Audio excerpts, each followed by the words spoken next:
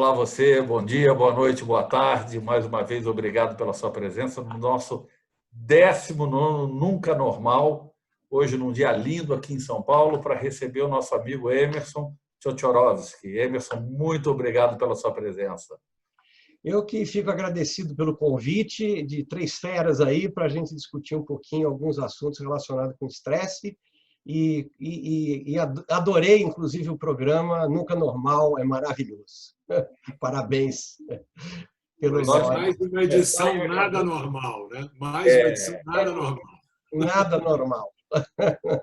Uma vida.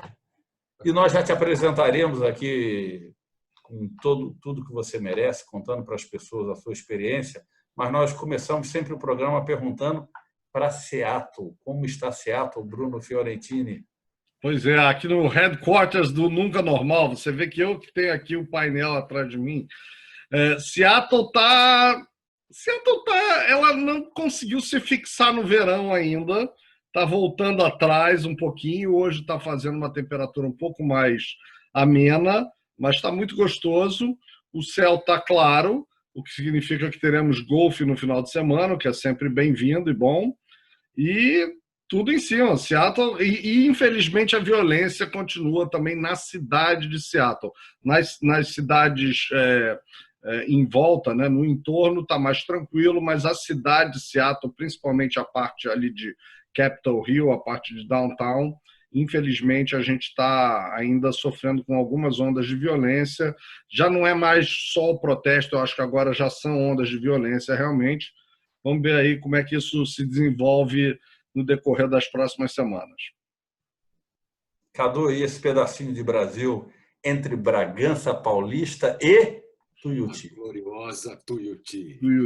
Putz. Então, aqui tá frio pra caramba. Amanheceu 11 graus hoje, 10 para 11 graus. E ficou assim até umas 10 da manhã. Falaram que ia chegar a 26, não chegou nem perto de 22, mas tudo bem, tá bom, porque essa é uma temperatura boa para a gente trabalhar, fazer as coisas que a gente faz dentro de casa, né? Embora o dia esteja lindo também, que nem São Paulo, não tem nenhuma nuvem no céu, mas eu gosto mesmo é desse friozinho que te deixa mais ligado, mais focado, não é isso? Para a gente poder fazer essa conversa boa com um dos maiores especialistas no assunto estresse do Brasil, e é coisa que a gente precisa discutir. Esse assunto é premente e a gente vai hoje estressar o convidado. Muito bem. E para você que está nos ouvindo, deixa eu contar um pouquinho do Emerson. O Emerson é mais do que um consultor, o Emerson é um desbravador. Se você ouve falar hoje sobre coach, você deve a ele, Emerson, que foi o primeiro coach no Brasil, trouxe o conceito de coach, é um pioneiro. O Emerson atua na questão comportamental há muitos anos no Brasil e hoje ele assessora empresas na questão do planejamento estratégico, nas questões de comunicação, mas muito trazendo essas questões comportamentais à mesa. E hoje ele vem discutir com a gente o estresse.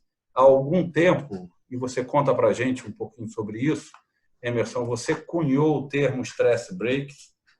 Você percebeu isso antes do estresse ser o que ele representa de impacto para empresas, para pessoas, para famílias? Conta um pouquinho para a gente, mas para você que está ouvindo, um dado que para muita gente é uma surpresa. O Brasil é o segundo país mais estressado do mundo, perde apenas para o Japão.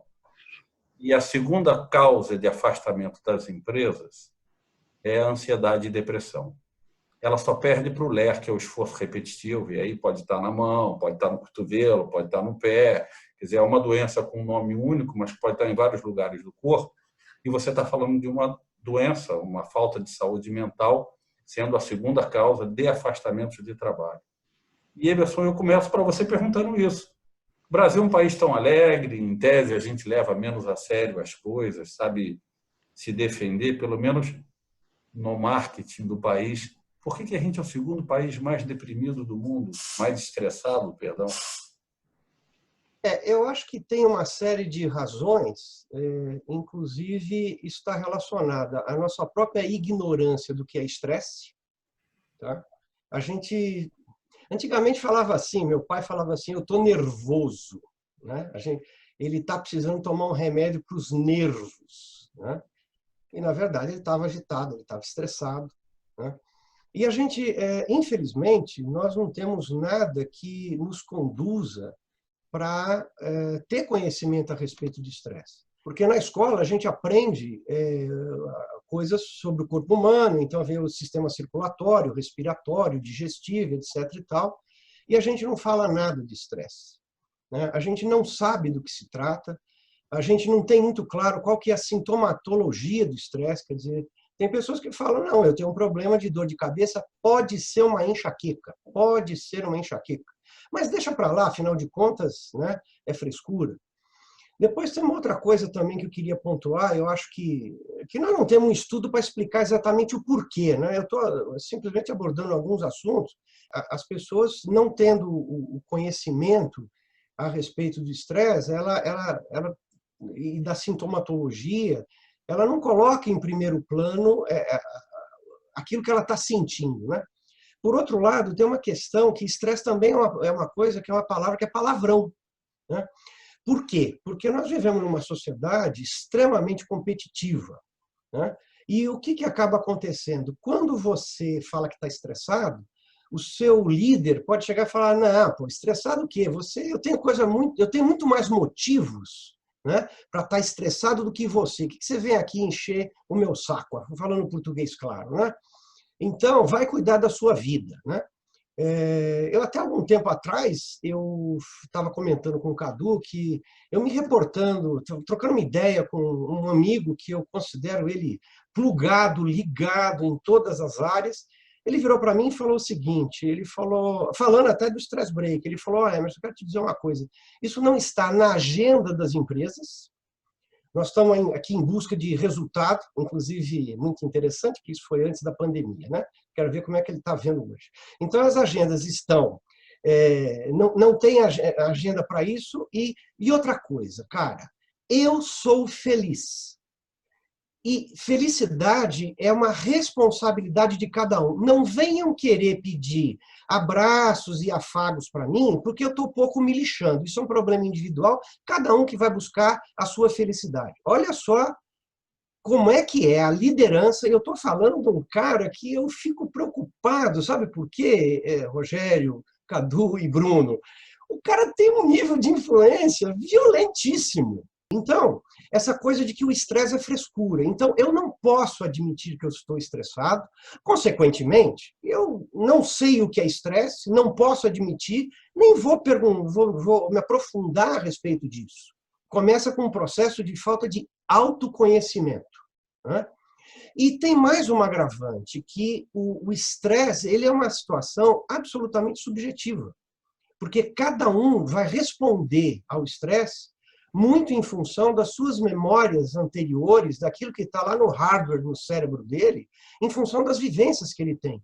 Então, o mesmo aspecto de um fator de estresse pode gerar reações completamente distintas entre nós quatro aqui, por exemplo.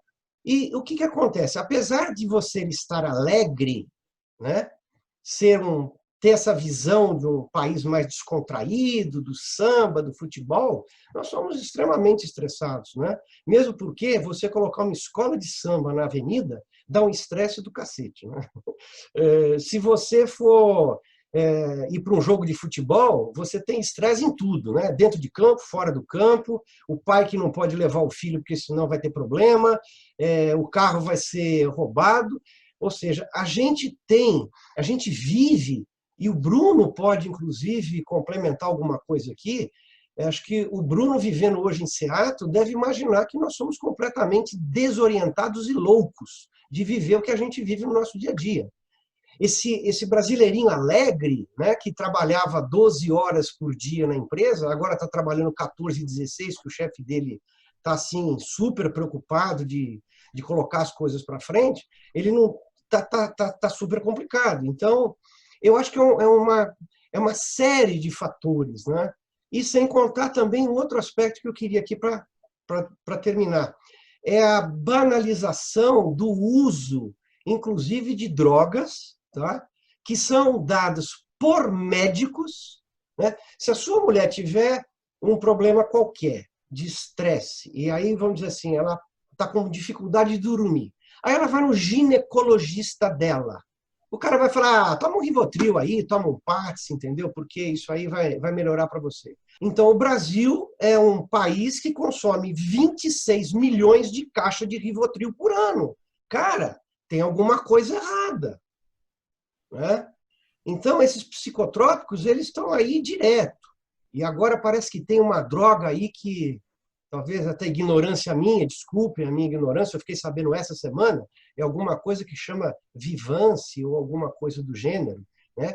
Que é para deixar o cara plugado, focado. E isso aí está se disseminando na turma aí dos que estão na área de investimento, bolsa, e está virando uma loucura.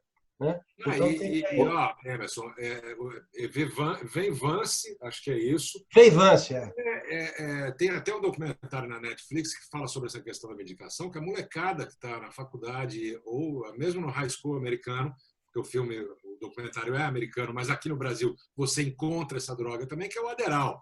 Então, Adderall para ficar ligado, estudar, virar à noite, etc. São os mesmos princípios. Ritalina, quer dizer, tem um monte de porcaria por aí sendo dada e consumida irresponsavelmente de uma forma sem limites. Né? Quer dizer, essa banalização do uso da droga, já há tempos, desde 2012, um comunicado do grupo de farmacêuticos do estado de Minas Gerais, que eles estão assustados pela quantidade dessas drogas que estão sendo colocadas para o indivíduo dormir. Eu queria tratar com você de como é que você traça o estresse com outro tipo de terapia, com outro tipo de ferramenta, mas você fez uma provocação que eu acho que vai ser muito rico para quem está nos assistindo, que é o Bruno trabalhou metade da vida no Brasil, foi para a Ásia e agora está nos Estados Unidos. Bruno, como é que você vê essa diferença de morar em lugares diferentes versus o Brasil, hein? Eu morei na Austrália, em Singapura, que eram países extremamente seguros, e hoje moro nos Estados Unidos, onde você também anda na rua tranquilo e tal, e não tem grandes problemas, especialmente onde eu moro. Eu acho que um dos grandes problemas é que nós, no Brasil, e eu me lembro muito bem disso quando eu estava aí, inclusive quando falava muito sobre isso na minha terapia, nós no Brasil estamos sempre com um copo, a gente já anda com um copo super cheio, ele está aqui, ele está quase transbordando. Então, qualquer gotinha que aconteça fora do controle faz com que esse copo transborde e a gente está estressado. Então, a gente está sempre muito ligado. O Emerson até colocou muito bem. Você vai para um jogo de futebol, você já está preocupado. Onde é que eu vou parar o carro para o meu carro não ser roubado? Se eu vou levar meu filho, como é que eu vou sair do estádio? Antes, depois? Meu lugar vai estar lá realmente? Vou estar perto de uma torcida que vai estar respeitando os outros em torno ou vão estar, enfim, fazendo alguma coisa que vai me perturbar? Então, isso é num momento de lazer. Então, o Brasil, infelizmente, pela falta de infraestrutura, pela falta de segurança, eu acho que ele nos traz uma situação onde as pessoas andam muito estressadas, muito ligadas, muito no limite o tempo inteiro. E aí, quando nós temos algum estímulo que está fora de controle ou fora do previsto, seja no trabalho, seja em casa, o que acontece é que as pessoas estouram. Aí você tem um aumento grande na violência doméstica, você tem um uso exacerbado de medicamentos, ao invés até de tratamento. E, inclusive, as pessoas buscam, eu acho que aí o uso de medicamento tem uma outra coisa. É difícil você encontrar um médico que você vá que não te dê algum medicamento de prescrição, porque é um mercado. O estresse tem um lado positivo também? Não, ele tem um lado positivo. Eu sempre digo que se a gente não tivesse estresse, a gente ainda estaria para inventar a roda. Porque o estresse, ele nos impulsiona, ele nos prepara. Porém, tem uma situação. O nosso organismo, essa resposta que vem do sistema límbico, do início do homem das cavernas até hoje, o nosso sistema límbico é o mesmo, cara, não mudou nada. O homem, ele não foi criado, né? Pode ser que daqui 1 milhão, 2 milhões, 3 milhões de anos, a gente tenha um outro cara aí. Mas o de hoje, ele não foi criado para 24 horas. Então, aquele negócio, o cara tem tudo hoje 24 horas à disposição, principalmente nas grandes cidades. Eu acho que já o Bruno já sente essa diferença morando... Eu não me lembro agora como é que é Seattle à noite, no domingo. Mas, por exemplo, você pega uma cidade como Zurique e você quer comprar alguma coisa num domingo, esquece, bicho. Outra coisa, pode comprar o seu pão no caixa lá do supermercado no automático, porque não tem ninguém para te atender, porque o cara para no domingo. Agora, aqui não, nós estamos tudo no 24 horas. E esse tipo de hábito começou exatamente com o advento da energia elétrica. Então, o cara de hoje, lógico que você vai no cinema, você vai na balada. Agora, a grande questão é o equilíbrio. Então, você tem que buscar o seguinte: eu não posso fazer da exceção a regra de todo dia. Eu preciso ter equilíbrio. E o conceito stress break é nada mais do que você fazer uma pausa para você fazer algo que você gosta, que te dê prazer, para o teu corpo voltar ao equilíbrio. Para tomar uma xícara de chá, para dar uma volta.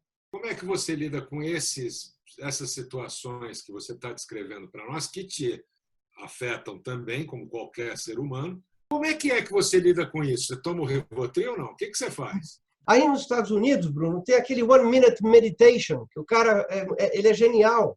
É uma meditação de 1 minuto. Você está na fila do banco, sabe? Faz 1 minuto de meditação, volta. Todas as terapias que você encontra hoje para cuidar de estresse estão relacionadas a respiração e fazer um break. Inclusive, aqui tem uma coisa muito interessante. O pessoal chega e faz assim: eu estou super estressado, finalmente vou sair de férias depois do Natal. Aí ele tira 10 dias de férias, 15 dias de férias, e ele acha que resolveu o problema dele. Aí ele volta para a rotina exatamente igual. Isso não resolve nada. Então, não é só tirar férias, sem contar os malucos que não tiram, né? Aí, então, é psiquiatra mesmo. Mas eu até daria um testemunho aqui, que eu, por exemplo, eu perdi meu irmão em 92, e o evento veio a se tornar uma consequência mais séria para mim em 2002. Então, você vê como a gente, às vezes, não tem tempo de vivenciar o luto até. De vivenciar o luto. Exatamente isso. E você vivenciar o luto. Só que o nosso corpo é mais esperto que a gente. Então, ele espera um break, ele fala, agora é o momento. Então, ele entra e você não sabe o que está acontecendo, porque passaram 10 anos.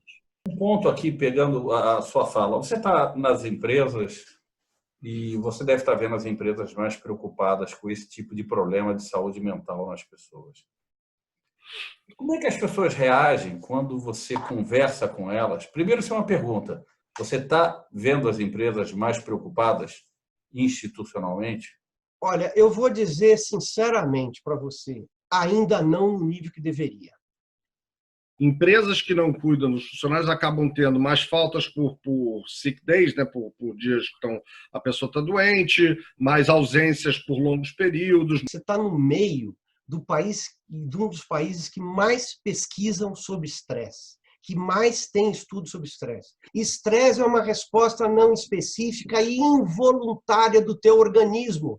Você não tem como combinar com isso, você ainda não tem aparato para isso. Você não controla estresse, você pode gerenciar o seu estresse. Então, eu estou estressado, é um fato. Aí, o que eu vou fazer para compensar isso? E mais, o que eu vou fazer para ir no cerne da questão? Quer dizer, os programas que eu faço de Stress Break, que é o Wellness Program, é exatamente voltado para isso. Quais são os fatores que estão te estressando? Para você ver qual que é a origem do seu estresse, que é diferente para A, para B, para C. E eu falo dentro das empresas, às vezes nós temos uma questão, por exemplo, de estresse, e até relacionada a gerenciamento de tempo, que é uma coisa que eu trabalho, né? O gerenciamento de tempo é uma coisa que impacta diretamente na questão do estresse. Os executivos, em geral, eles estão estressados até com a pressão da falta de tempo, da agenda, da necessidade de correr, isso daí estressa pra caramba, né? Então, é importante o indivíduo ter essa consciência e poder gerenciar os fatores de estresse. E tem coisas que é o seguinte, tem fatores de estresse que tem a ver com o indivíduo, ele traz dentro dele, a vivência dele. As empresas, principalmente as empresas, elas precisam se situar o que é problemas de gestão, né? Onde entra comunicação, liderança, processos, e tem a outra questão que é comportamental do indivíduo, que ele traz para dentro da empresa. Você precisa saber a história do indivíduo. Agora, eu disse que as empresas vão começar a tomar cuidado na hora que começar a tomar invertida de ações de burnout, que já está aí permeado, está cheio de casos aqui no Brasil. Muitas vezes, a gente até nesse programa já discutiu qual é o tamanho da responsabilidade, até onde vai a responsabilidade da empresa e até onde vai a responsabilidade e a escolha do indivíduo em se cuidar, em tomar um rumo de saúde mental, emocional. E isso me faz lembrar que, além do stress break, você atua no coaching. Coaching significa entender, junto com o teu cliente, quais são os recursos que ele já traz dentro dele, ativá-los em busca de objetivos específicos a serem conquistados. Muito bem. Coaching no Brasil tem uma fama ruim, o nome coaching.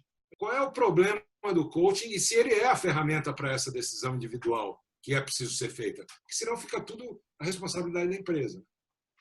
Não, eu acho que é muito boa pergunta, Cadu. Eu acho que, primeiro de tudo, a empresa ela não tem que ser paternalista. Eu digo até mais. A empresa tem que oferecer e a empresa tem que acompanhar. A RH precisa ter a responsabilidade de acompanhar aquilo que ele vem desenvolvendo. Por quê? Como é que está o sono desse cara? Como é que está a alimentação desse cara? Como é que está a questão de hábitos que são mais complicados, como o fumo, como o álcool, como drogas lícitas. Isso daí tem que... Eu sugiro, quando a empresa faz um trabalho, ela tem que ter um protocolo da questão do gerenciamento de estresse. Quais os pontos que a gente tem que estar colocando, né? Mesmo porque você precisa acompanhar, assim como você tem uma área médica, ela tem que ser um viés cobrador do cara. E o cara, por si, ele tem que assumir a responsabilidade do gerenciamento do estresse dele. Porque, normalmente, o que acaba acontecendo? O indivíduo entra num processo de estresse e ele delega a responsabilidade. Eu digo, ninguém é responsável pelo teu estresse. O estresse, eu tenho uma frase que eu falo sempre, pegando uma outra, né? O estresse é inevitável, né? A forma como você lida com ele é opcional. Então, você tem que criar estratégias. O processo de... Eu tenho um trabalho de coaching voltado especificamente para gerenciamento de estresse, né? E isso passa necessariamente por um processo de você provocar o indivíduo a auto se conhecer. É você conhecer quais são os seus valores, que são, são os fatores decisórios das suas escolhas. É você ter um sentido daquilo que você está fazendo, um sentido de propósito. A empresa ela tem a obrigação de alinhar os valores individuais e o propósito do indivíduo com aqueles da empresa. E isso deveria ser feito, sabe quando? No processo de seleção. Na minha prática de coach também converso muito com os meus clientes, que é justamente essa questão dos valores. Aí, do ponto de vista do empregado, do executivo, eu acho que também falta essa noção de que você tem que se alinhar aos valores da empresa. Porque, inclusive, você estava falando que o estresse sempre existe, né? E o estresse está aí e as pessoas reagem de formas diferentes. Eu concordo e eu acho o seguinte, eu acho que se você está praticando, seja uma atividade de lazer, seja uma atividade remunerada, seja uma atividade muito pessoal, mas que te traz prazer, que está alinhada com os seus valores, que está alinhada com os propósitos que você tem, você está gerenciando o seu estresse de uma maneira muito melhor do que aquelas pessoas que se obrigam ou passam a maior parte do tempo fazendo ou performando atividades que elas não têm o menor sentido para elas. Os líderes têm que estar alinhados. Quer dizer, inclusive, um detalhe muito importante, quando eu faço processo de planejamento estratégico, a primeira coisa que eu falo, aqui a hierarquia é zero dentro dessa sala. E não tem essa, não tem essa. E eu falo isso e apontam o dedo para os líderes, apontam o dedo para o acionista. Tem que apontar, tem que fazer. O cara tem que abrir. Os líderes estão fechados, os líderes estão mal preparados. Se faz um monte de MBA, essa indústria de MBA que tem hoje, que já vem há anos, que, na verdade, o que eles ensinam no MBA, eles deveriam estar ensinando na faculdade. Ele não tem inteligência emocional, ninguém fala de inteligência emocional, é coisa de frescura. Você pega o pessoal, por exemplo, na Austrália, você morou na Austrália, né? Que pegam aí o pessoal de inteligência emocional dentro da L'Oréal. o pessoal de vendas que desenvolveu inteligência emocional. Então, os líderes precisam ser melhor preparados. Daqui a pouco o chefe vai avisar que nós temos que encerrar o programa. Tá. Eu não quero perder a chance de perguntar isso, porque me incomoda tremendamente. Eu tenho um incômodo, porque o coaching é de um valor, é de uma nobreza pelo que se faz, pelo que ele entrega, quando sério, quando tem os propósitos, e virou banal, virou símbolo de picaretagem. A gente precisa entender o que está acontecendo. Eu quero te ouvir nesse sentido. Em 1998, eu fiz uma newsletter da minha empresa, e em 1998 era a banalização do coaching no Brasil. A grande questão é o seguinte, Cadu, o coaching ele sofre de um cacoete aí que eu acho que no futuro ele vai ter solução, logicamente. O que acontece? Não existe formação acadêmica de coach. Coach não é profissão. Coach é uma atividade. Isso em qualquer parte do mundo, inclusive nos Estados Unidos. Nós temos aí um amigo comum, o Cadu, que é o David Dibble. Eu estive falando com ele recentemente, né, que a gente estava vendo lá um projeto com ele, e ele estava falando exatamente da questão da banalização. A indústria de formação de coaching no Brasil é maior do que o mercado de coaching no Brasil. Porque se você parar para pensar, o cara cria uma empresa de treinamento de coach, bota bandeira brasileira na frente, bandeira do estado de São Paulo, um brasão da sua coisa, né? E aí esse cara começa a trabalhar e aí de repente ele abre numa outra cidade que não São Paulo, uma área para atender 600 alunos simultâneos, e ele está formando cerca de 2.000 alunos por mês de coaching. É praticamente 50% dos administradores de empresa no Brasil, a gente tem formação de coach. E aí tem uma coisa muito interessante também. Por quê? Porque as pessoas fazem coaching no final de semana. E aí ele sai com um certificado, entendeu? E eu sou coach. E eu estou trabalhando de coach, o ano que vem eu faço 25 anos. Eu vivo disto. Quer dizer, na verdade, até falo aí abertamente, coach para mim é 40% do meu rendimento, o resto é consultoria. Mas eu sempre vivi disso. Eu conheci um grande coach, por exemplo, que é amigo meu, que é um cara holandês, que mora na Espanha e divide um pouco aqui no Brasil. Ele um dia chegou para mim e falou, Emerson, você é um dos poucos coaches que eu conheço que vive disso.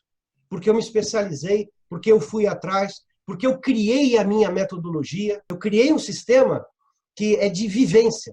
As pessoas chegam para entrar em determinados processos, eu preciso ter 100 horas de coach. Quando eu completei, sinceramente, eu não sei nem quanto tempo faz, alguns anos atrás, quando eu completei 17.000 horas de coach, eu parei de contar. Então, você precisa ter um repertório que você há de convir que não é para qualquer um, né? Você precisa ter vivência de vida. Por isso que a gente fala, não adianta pegar o jovenzinho que fez no final de semana fez aquele cursinho, entendeu? Aprender umas técnicas que se o cara chegar e fizer uma pergunta, estiver fora do script, ele não sabe como responder. E pior ainda, eles acabam criando um processo no seguinte sentido, as pessoas não se sentem completas nos seus objetivos, então acaba sendo uma coisa superficial, sem resultado e acaba queimando aquilo que é bom. Eu queria pegar a palavra para passar para mim, não, mas para passar para o Bruno, porque o Bruno está numa experiência de coaching muito rica, com uma certificação muito séria lá nos Estados Unidos, e eu queria que ele contasse para a gente um pouco essa experiência daí, Bruno. Eu queria exaltar uma coisa que o Emerson falou, que é essa questão de você viver disso. Eu tomei essa decisão há 3 anos atrás de me tornar coach, a partir de um programa que eu comecei a desenvolver dentro da Amazon. Eu fazia parte, apesar de não ser minha área, eu era da área de e-commerce, mas eu fiz parte de um comitê para que a empresa pudesse começar a desenvolver uma cultura de coaching internamente. Isso me fez me apaixonar pelo tema. Eu saí, passei 1 ano estudando em Vancouver, fazendo algumas certificações e tal, e fazendo um curso, que era um curso de efetivamente, como você falou, não era um curso no final de semana, mas 1 ano de curso, para aprender, para entender e para juntar isso com a vivência e com a minha experiência profissional, para entender como é que eu poderia efetivamente entrar nessa profissão. Ou nessa atividade, como você falou. E, de certa forma, assim, eu decidi o que você falou. Eu quero viver 100% como um coach, que é o que eu faço hoje. Eu faço organizational coaching e faço executive coaching, então individual e para empresas, mas eu vivo hoje 100% do meu tempo. Aliás, não digo que é 100% porque tem um tempinho que eu dedico a esse programa aqui, mas tirando isso... Ele dedica mais tempo ao golfe do que ao programa, mas tudo bem, a gente deixa barato isso. Mas 100% da minha atividade profissional hoje, dos meus rendimentos, vem dessa atividade. Eu acho que assim, a gente tem que ter uma flexibilidade para entender que vão existir novas tendências, novas escolas. Como você falou, você desenvolveu sua metodologia, eu acho que eu estou começando a entender as metodologias e começando a colocar um pouco mais da minha marca em cima disso. Mas você vai fazer a tua síntese, né, Bruno? Essa que é a questão. Eu tenho que absorver, eu acho que é um processo, eu acho que isso não surge não é uma ideia que eu botei, vou botar aqui, fazer um framework, é isso aí.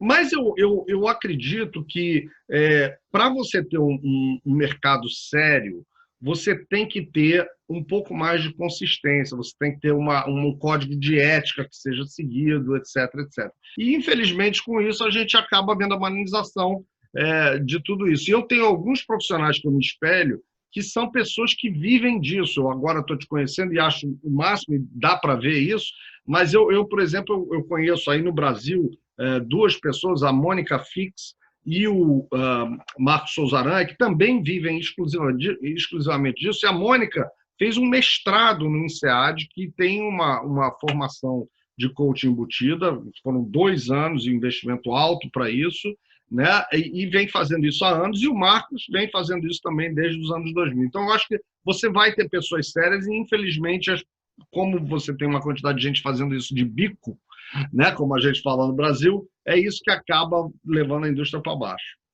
Eu queria só dar uma complementada, que como eu faço parte lá do grupo do GEC, do Grupo de Excelência em Coaching, é uma preocupação constante nossa.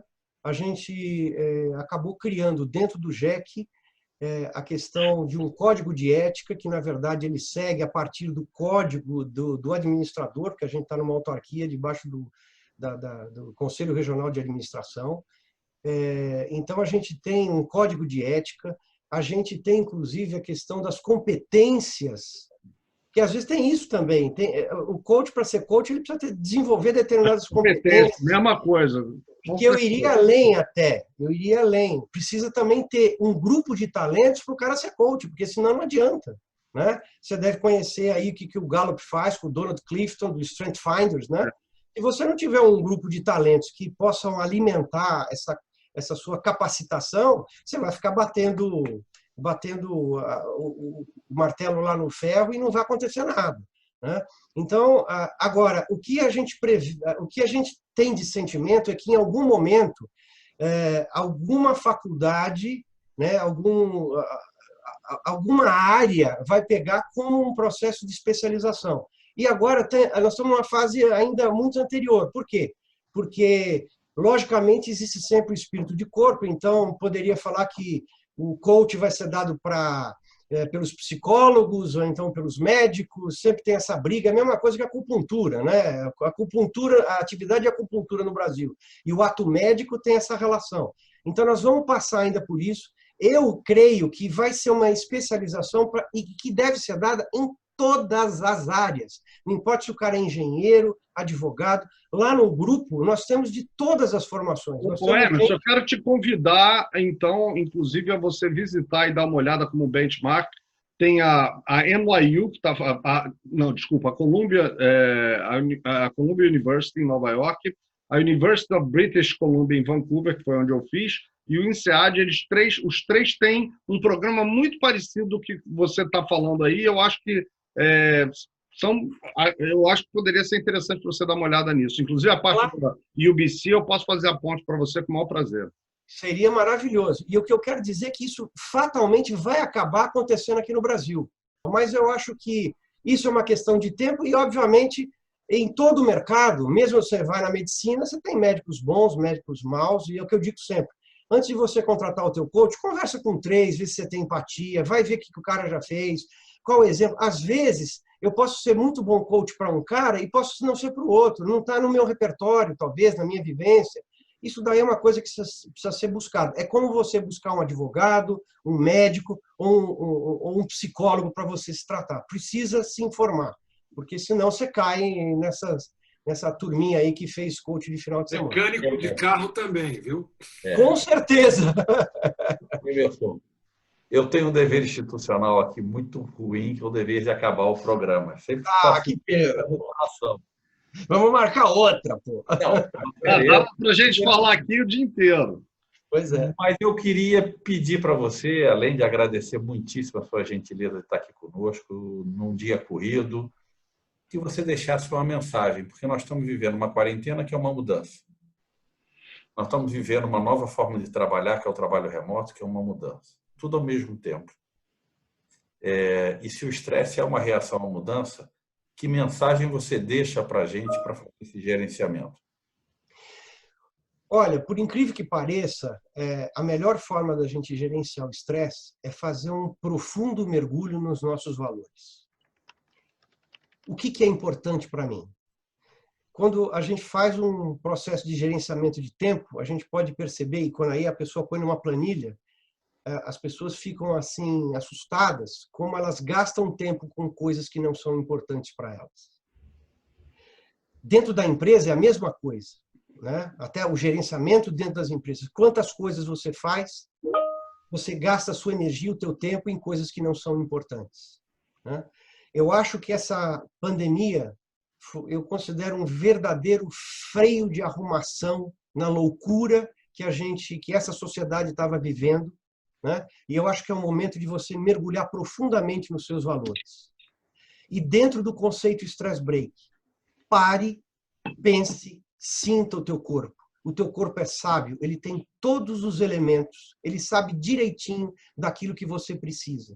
Ele está dando sinais a todo momento para você cuidar dele, e você não está dando atenção para ele. Na forma de como você se alimenta, na sua higiene do sono, na forma como você faz a sua atividade física. Eu devo confessar, atividade física para mim é um problema de exercício funcional. A minha mulher não, se ela não faz, ela pira, né? Mas eu sei que para eu ter qualidade de vida, e eu vou fazer a minha parte, se Deus vai me permitir isso ou não, aí é com ele, né? Mas eu gostaria de ter uma vida longa com duas coisas, com mobilidade e com a minha cabeça absolutamente íntegra, né? Sensacional. Então, cuide, volte para si. A pessoa mais importante do seu universo é você e mais ninguém. E quanto melhor você tiver, quanto melhor você gerenciar o teu estresse, você vai poder contribuir e compartilhar o teu conhecimento com as pessoas. E, consequentemente, você vai acabar fazendo a tua família melhor, o teu círculo de amigos melhor, a tua cidade melhor, o país melhor, o mundo melhor. E o mundo está clamando por isso. Muito obrigado. Não podia ser um recado melhor. Fellows, Cadu. Um abraço enorme, Rogerinho. Um abraço aí, Emerson. Um abraço, Cadu. Um super abraço para vocês. Eu fiquei extremamente satisfeito com esse bate-papo informal, gostoso, e como o Bruno disse, a gente avançava aí. E espero que as pessoas compartilhem, né, esse bate-papo. Eu acho que tem ali muitos pontos aí que nós 4 comentamos que podem dar alguma luz para alguém. Para quê? Para achar a sua verdade. Duvidem de tudo que nós falamos aqui. Vai atrás da tua verdade, cara. Vamos nessa. Tchau, pessoal. Até a próxima. Um abraço, Até semana que vem. Um abraço grande.